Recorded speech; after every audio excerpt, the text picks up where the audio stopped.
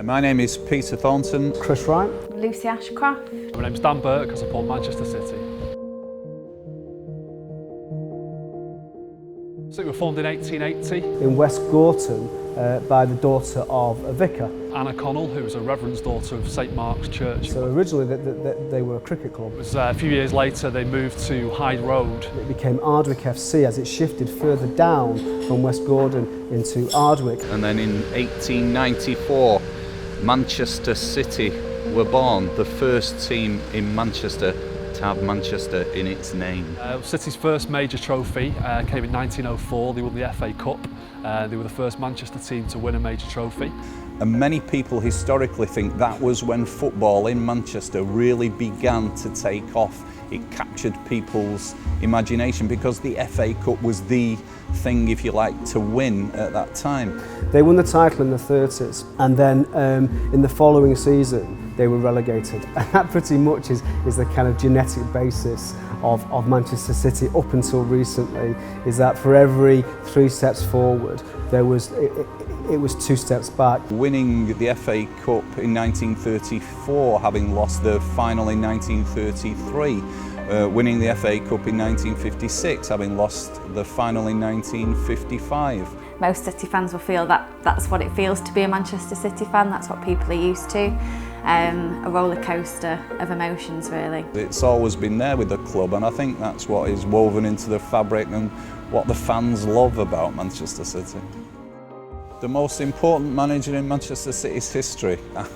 I think many people of my age would say Joe Mercer. He did change the fabric of the club. We had a fantastic period of success at the end of the 60s and the start of the 70s. Yeah, I was born in 1970, so I was born into a period of time where City was still a very strong team, and they were a strong team in the domestic league and a strong team in Europe as well, and that obviously ran parallel to United being a strong team, and United winning their first European title as well.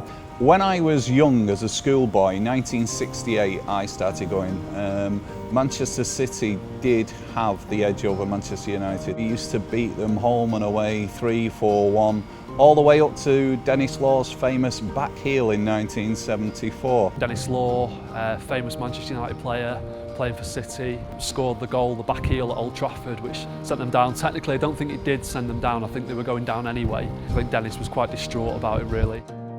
And that was a period of time that the City fans look back on with fondness and a sense of history. However, there's always been a tension there with the next generation of City fans. In some ways, I mean, my dad always says that he first started supporting City in the 60s and 70s when City were winning trophies left, right and centre, and he sort of always thought it'd be that way. And then 1976, City won the League Cup, and that was the last trophy for 35 years. I wanted my modern equivalents of Colin Bell and Mike Summerby and Francis Lee. I wanted to have that now. I didn't want to live in the past because our main rivals were very much living in the present and living in the future. No, I think Manchester City fans, they are predominantly from Manchester. This, despite the move from Main Road and all the history, and many fans were torn about moving from Main Road to the Etihad.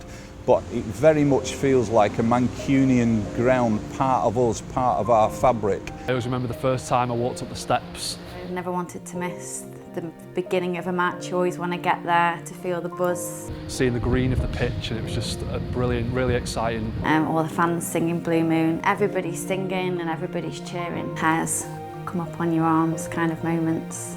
It's a far better stadium than Main Road ever was. It's far better equipped, it's far better resourced, it's more comfortable. On a night when the lights are on, I would say it is the most beautiful stadium. It looks fantastic. And I still think it's a difficult stadium for teams to come to because it's quite a fortress.